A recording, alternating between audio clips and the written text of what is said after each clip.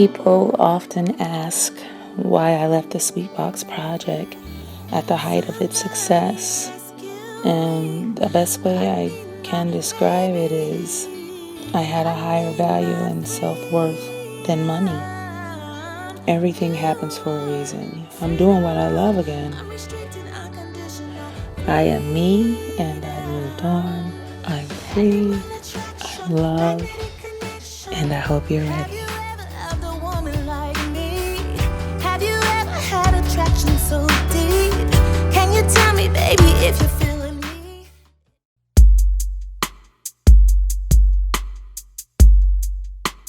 I was born in Baltimore, Maryland. Around 3 or 4, we moved to Germany. Our whole family, my 2 sisters and I. Ich spreche Deutsch. Ich wohne in Deutschland 25 Jahre. Meine Familie, mein Vater Military. Ich wohne in Bad Vilbel und Frankfurt. Und ich liebe auf Deutschland. Growing up in Germany with my dad working at the Armed Forces Network, we had a great privilege of meeting a lot of musicians that came to perform. Patti LaBelle was the first concert that I went to. That first concert gave me a great perspective of how performance looks on TV. My sisters and I got our start in the music industry through people knowing us through dancing. My sister Jackie was the one who really got her first start with, introducing us to the music industry through our cousin, Duran Butler, Turbo B from the group Snap. He was stationed in Friedberg, Germany.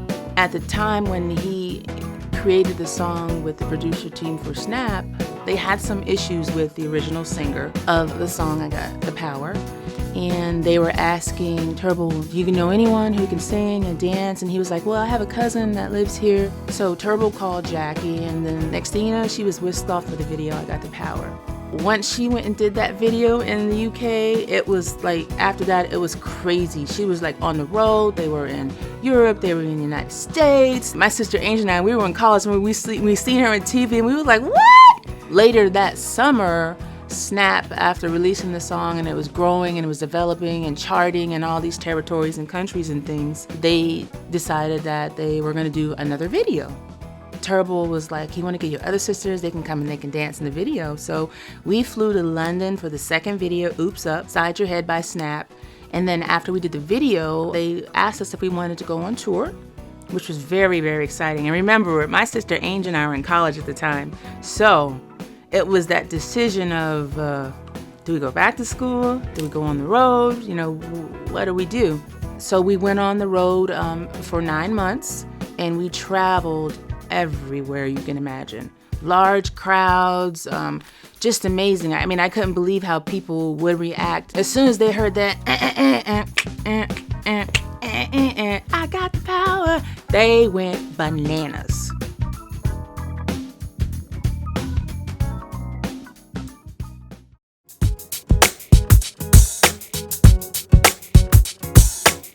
Everything started for me on that stage with Michael Jackson. It was that moment in Bucharest, Romania.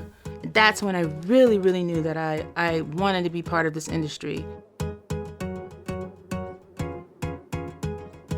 Turbo got a call, then he called Jackie and I. He was like, we're gonna open for Michael Jackson. Yeah, right, okay, yeah, He was like, for real, pack your bags. And so we're flying there and we land. There were people there to see Turbo come through the airport. We had police escort. We're like, this is real. We're really here. We're really gonna do this. So we get to the venue and then we get up to the stage and people are screaming. Snap starts off the performance and you hear that, And if you can imagine 60,000 plus people, everyone's saying, I got the power. Then we were just dancing and the people were swarming and you saw ambulances down there. And I'm trying to check out the stage, even though I'm not really conscious of what's going on. Like, is this really happening? Is this a joke? So we did our little routine and then boom, it was over. I don't even remember anything after that strum of that guitar.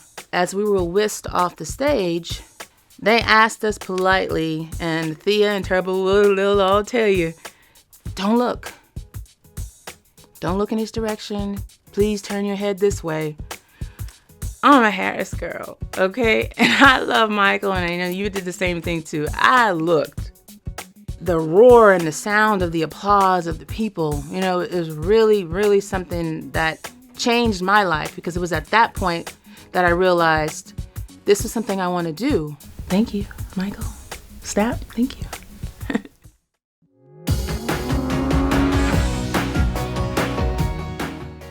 You know, we were always like, Michael Jackson, do all that dancing, and his face is so perfect and beautiful, and his eyebrows. I remember the makeup artist, she was like, he uses a Sharpie on his eyebrows. And we were like, what? A Sharpie, like a marker, a permanent marker? She was like, yes. She gave us a Sharpie.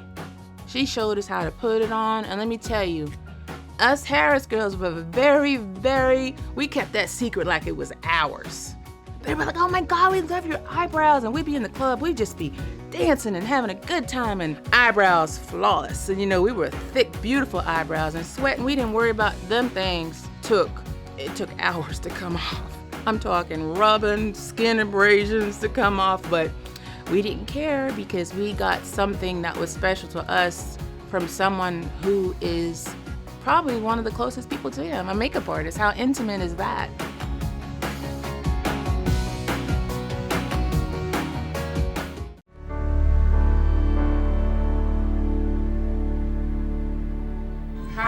We're B.O.Y. Jackie, Angel, Tina, because of you. We all kind of got inspired after the Michael Jackson and Snap, I guess, beginning stages of our musical career. After we left Snap, we decided that we were going to create some songs, try to find management, and get this thing started. And we created 3 singles that were released under Bellafon Records. That was really my first experience with writing. We were young. We had no concept of what the industry really entailed, that, you know, that you made money from that. We just thought it was from shows or this or that. The first time we heard the song Because of You on the radio, we didn't know how to act. We just completely lost it. Like, what? My dad was recording everything. I'm glad he has it now, but I don't know if I'm ready for y'all to see it. Right about now, you need to start the show. On your mark, you're ready, set, let's go. Make a hole up the middle, gotta get on stage. Put a dip on the mic and scream outrage. B.O.Y. controlling the floor. You rock so hard, you be begging for more. You wanna party, everybody scream. All right, Tina, work the swing. Round and round and round as we go. Make it up, what you step to enhance the show. B.O.Y. here to make you move. Tina on the mic, turn up the groove. Revolver at a 33 and a third. Reaching for the top, yeah, word.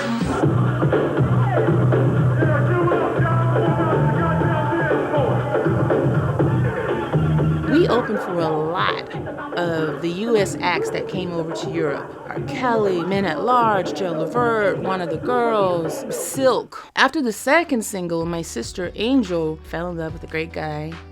She got married. She didn't really like to travel as much and all the hectic things that come along. So Jackie and I did a third single, and that's when she was like, you know, it's not the same without Angel, and this might be the end, but you should continue to do it. You wrote all the songs, you made all the dance routines, you should keep doing this. You're really good at it. So she really inspired me. And I just kind of searched inside and I said, this is what I want to do. I'm very passionate about writing, and I knew that I was inspired and that this was the flicker that was in my soul and in my heart.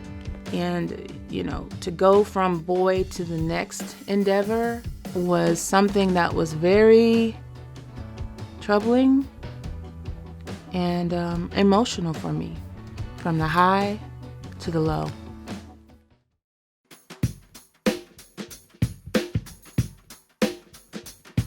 Okay, so no sisters, just little old me. What am I gonna do? Finally, I get a telephone call from a producer who has produced many acts, Ace of Base, Culture Bee, La Bouche, lots of famous acts. I go to the studio and I meet Gio for the first time. I think originally the project was really supposed to be for a male, and I was gonna come and just do some like vocals and rap things on it. Then he called me back and said they wanted to record a couple more songs. That company shopped those songs to a few record labels. RCA won the bid. So they called me in and they were like, oh, we got a record deal and we would really love to, sign you. We already have had some success with the name Sweetbox. All of a sudden, I was whisked to LA to do a video for I'll Die For You, which was the first single off of Sweetbox. By the time we got back to Germany, the song had already charted. With things happening so fast, I signed the contracts, trusting them. They were in German. Didn't feel any instinctual things, just signed it. And they wanted to have the second single really fast. And so Roberto and I have a wonderful, wonderful relationship. He's one of the greatest producers I've ever worked with. That day, I came into the studio. He was playing some classical music. And usually when I would go into the studio, I would warm up and kind of play around a little bit. I just started singing, everything's gonna be all right. It was recorded with a live orchestra, and then we played it to the record label. All of a sudden, between shows and promotion and everything, I was whisked away again to LA to shoot the video.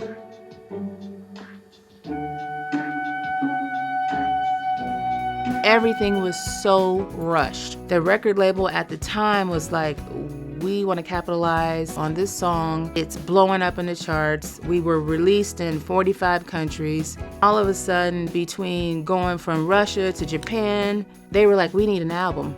We need it completed, masters, photos, the whole kit and caboodle in less than 2 weeks. Wow. I really wrote and recorded everything probably in the 7-day time frame.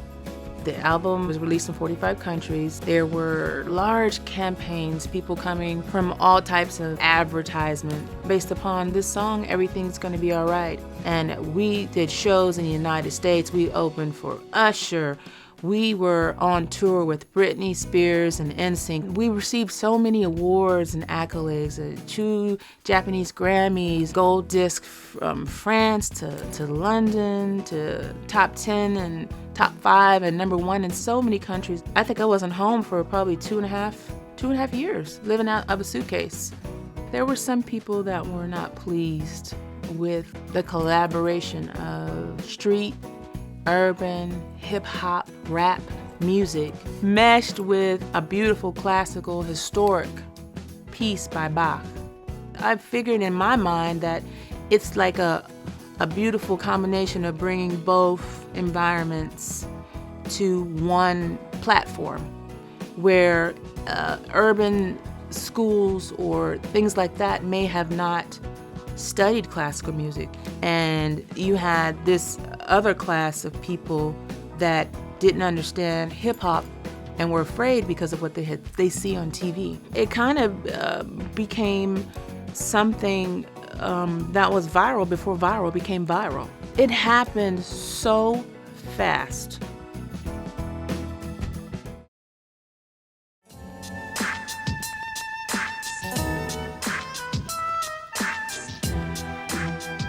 Can true love last forever?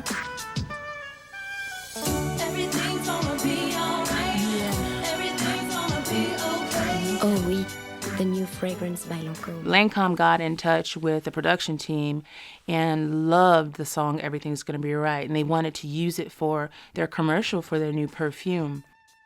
The commercial was of this young girl and this guy, and it was like romantic, and they were jumping from this cliff. It was pretty cool, to hear your song. And that commercial was played everywhere, like in movie theaters, in 33 countries. It was advertised. I went to the States. I did all the Macy's in every state. You would go in, and if you bought the CD, you got the perfume. You bought the perfume, you got the CD. And so we did a whole North America and Canadian tour just off of Oh Oui, the Perfume by Lancôme. We had Mercedes-Benz commercials that used the Everything's Gonna Be Alright. 2007, Tyler Perry used Everything's Gonna Be Alright in the trailer for the Medea Family Reunion movie. I mean, this song provided so many opportunities, so many marketing, advertisement avenues to put me out there as this artist that was something to be reckoned with. Es un día muy especial y yo estoy muy contento de celebrarlo con todos vosotros. Te espero el sábado en la Gala de Andalucía un beso. En Granada, baby. El 28 de febrero también es tu I had the fiesta. opportunity to Celébralo perform for the con- King of Spain, which is very, very huge. And there's a funny story about that performance. We're coming from another country, and our luggage was supposed to arrive before we were. And for some reason, it got lost. So I have this black baseball hat on, it's like a black bomber jacket, some jeans that were so baggy. I mean, that was the style back then. And these boots. No stores were open at the time, so it's not like I could say, hey, come and open up a store to let me Sweetbox get something, even though we were pretty large there. It wasn't happening. So they were like, well, your song is hip-hop meets classic. It'll be kind of cool. You'll be hip-hop. I'm like, I'm performing for the King of Spain. These people are in tuxedos. Here I come with this baseball hat, this big jacket, these big black army kind of boots, and these jeans. And I'm like, whoever thought the sun would come crashing down? We got an orchestra. We got violins. It's like fancy. And I was so uncomfortable. But after the end, the way they clapped and I made sure the guy told him, hey, she lost her luggage and apologizes for no disrespect for the clothing.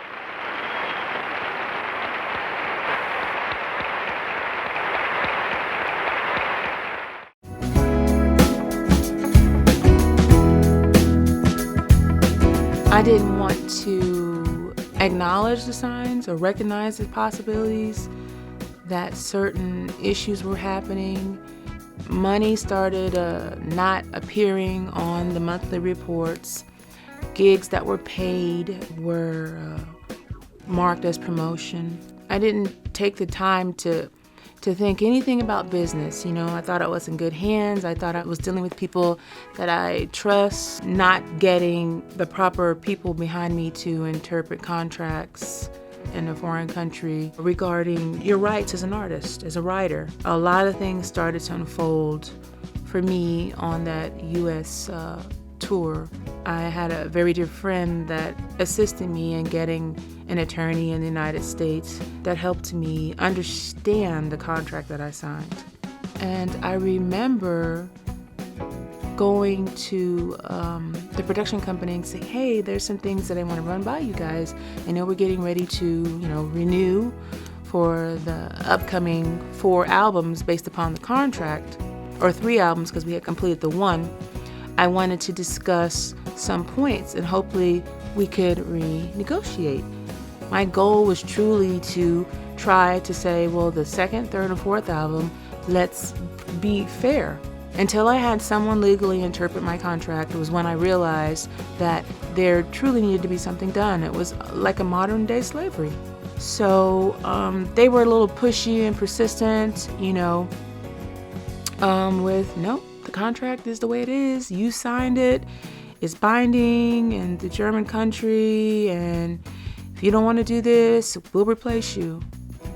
I chose to walk away. I wasn't able to record for 8 years with a 2-year option. I accepted that. And many times I tried to reach out to Gio. He didn't pick up my calls. He didn't return my emails because I wanted to let him know that this is something's not right. And I figured he would know what I meant because he was an artist as well. When I was not able to reach him and talk to him, I just assumed let it go. Eventually, I stopped being Sweetbox. It was a little bit stressful and it was a little disappointing because I felt like that I engaged these fans and I felt that they took a liking and an understanding to my character because of the things that I wrote that they felt that they could relate to me. It's kind of like breaking up with somebody. You're in a relationship with them. They want to know where you at. They come, they pay for tickets, they pay for shirts, they pay for concerts, they pay for all these things. They stand at the airport before your plane arrives with signs and gifts. And then there was just nothing. I packed up, I moved. I moved to Atlanta, Georgia. Being the writer and performer on that Everything's Gonna Be Alright album, I had to fight for what was mine. We had to take it to the highest level. We were successful. Around 2007, 2008, I got an email from a representative who represented Gio, the producer of the album Everything's Gonna Be Alright, saying that he wanted to meet with me, and I thought, okay, what now? And then we spoke on the telephone, and he said, what happened to you happened to me. I didn't want anybody else to have to go through that. He was also stripped of everything. You can't take art from the artist. We recorded a couple of songs that we thought it would be really fun to go in and recreate those great moments that we had when we were doing that album, locked in that studio, for those seven days. I went back to Germany to a friend named Doug Laurent and recorded about 40 songs. I still had people working to see if I could get out of the contract, if I could release some music somewhere. A label head from Japan, Sony, remembered me when he was working for RCA at Sweetbox. We did a license deal where we licensed the material specifically to that territory. I went over to Japan with this 2003 album, Love Makes the World Go Round. It was right around the time when RCA and Sony BMG were merging. And myself, as well as a couple of other artists, we all got shelved in that process. We just decided to rename the album and some of the works and put it on iTunes as the album Sunshine. And so I came back to the States after that tour and continued to write. I wasn't quite sure what I wanted to do. I knew what I loved. Financially, I was okay. I was receiving my royalties from my writers, and the song was in movies, and it was still selling. I was in a relationship with a musician, a rapper. I really needed to get away from that situation I was in, so I got out. In the process, found an individual who kind of jump-started my heart. It's like he showed me the value of me inside out. So I moved to Memphis. Memphis is like an old soul here. It's more than what you expect. Everything that music is Memphis. It's so underrated. When we went downtown to Beale Street and we listened to the music, and you saw people on stage that were 50 and 60 and 70 rocking out because they believed in it, or they had passion. They weren't famous, they weren't multi-platinum artists. It musters up something in you that is unbelievable. Fire started my passion again to want to be a songwriter, to want to make music again. This is the reason why I came to Memphis. This is what turned my life around. While I listened to music on Beale Street and felt all the passion of the performers and the musicians, it sparked that interest for me to want to re-enter the music industry. So I did an internet search. I click on the site of Archer Records, and I see this diverse catalog of music. So I chose 3 songs that I actually had recently written with, my heart bringing me to Memphis. I felt inspired by love again. So I recorded them, did my little demos, and I sent them to Archer Records. And I got a response from Ward Archer. We sat and we talked for quite a bit, and I told him my story about my journey. And I don't know, maybe he was shocked, maybe he was impressed, maybe he was like, how did you end up at my doorstep? But I think I found my team that day. Moving to Memphis hasn't changed my style, but it's influenced it. To me, everything that we did is magic, whether one person buys it or a million people buy it. I think we really loved what we created. I would probably say to those people that are and were Sweetbox fans back when I was doing it, this is what happened. This is the story that you all missed out on. This is the story that I didn't have the courage or the voice to say. Baby, I'm addicted to your